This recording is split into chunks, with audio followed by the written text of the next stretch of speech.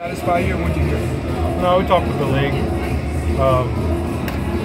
Just leave it, kind of leave it at that. I think you gotta move on in this situation. You really don't want to let this linger. It's just kind of like we ask the players to keep moving on, turn the page. That one's over, and we move on. How do you see it with obviously like borderline pitches? Probably not going to be outrage shows happen, but when there's stuff that's kind of more obvious, how do you? Honestly, it's fairly emotional after the game, and that plays into kind of your words. I think in general, there's going to be calls every day that you like or don't like. In general, both ways. I think the one area that I regret last night is really going too far, a little bit too far. I know the guys, the umpires, all around the league they're trying to get it right. It's not something that there's a conspiracy or anything against the Marlins, but that's probably an area that I regret kind of going that far. When there's a problem, when there's a bad night, when a guy has a bad night with balls and strikes behind the plate, what is the best way to deal with it from your standpoint? Well, during the game? No, after the game. Probably not a whole lot to do with it. Not a whole lot you can do. There's not a whole lot you can do. There's such a finality when you have a call like that. I mean, they check with New York, but I've seen guys check balls for is there a mark from the bat? Is there, or did you just think the finality is you call up to New York and it's over? No, it is over. Once it goes to replay, there's no arguing that. Right.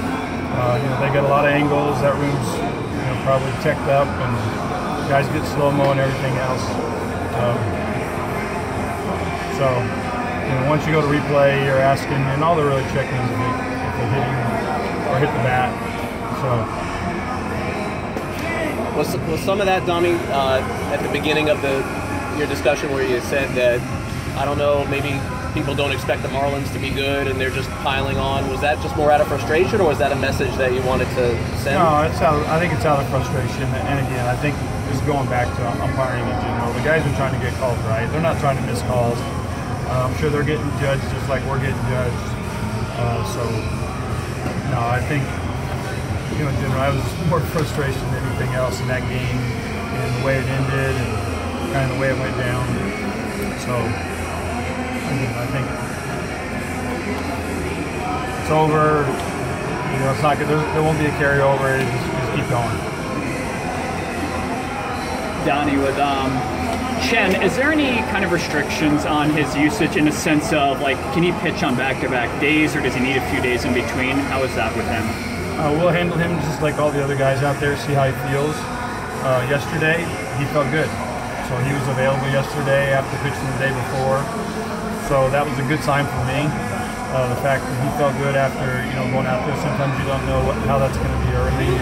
Get on a starter routine, basically his whole career.